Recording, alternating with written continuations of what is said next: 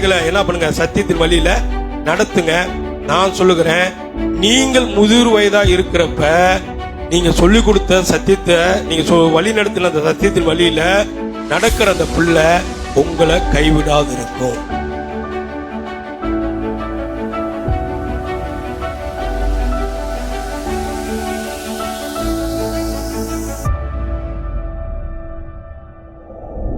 சிறு பிள்ளையில இருந்து 5 வயதுல இருந்து அந்த பிள்ளைகளுக்கு சத்தியத்தை போதிக்கணும்.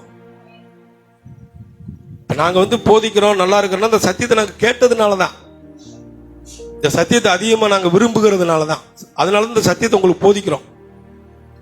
வெற்றிகரமா அந்த உலகத்துல வாழ்வதற்கு சத்தியம் தான் என்ன பண்ணுங்க, சொல்லுங்க.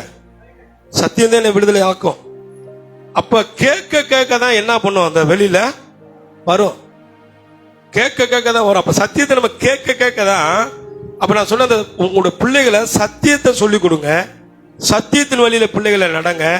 பிள்ளைகளுக்கு போதிங்க. உங்க கையை வச்சு, தலைமையில கையை வச்சு பிள்ளைகளுக்கு போதிங்க. பிள்ளைகளுக்கு ஜெபம் பண்ணுங்க. பிள்ளைகளை என்ன பண்ணுங்க, சத்தியத்தின் வழியில நடத்துங்க. நான் சொல்லுகிறேன், நீங்கள் முதிர் வயதா இருக்கிறப்ப நீங்க சொல்லிக் கொடுத்த சத்தியத்தை, நீங்க வழி நடத்தின அந்த சத்தியத்தின் வழியில நடக்கிற அந்த பிள்ளை உங்களை கைவிடாது இருக்கும். காலி பாத்திரம் எப்ப நிரம்புங்க, நிரப்புகிற பொழுதுதான் நிரம்பும்.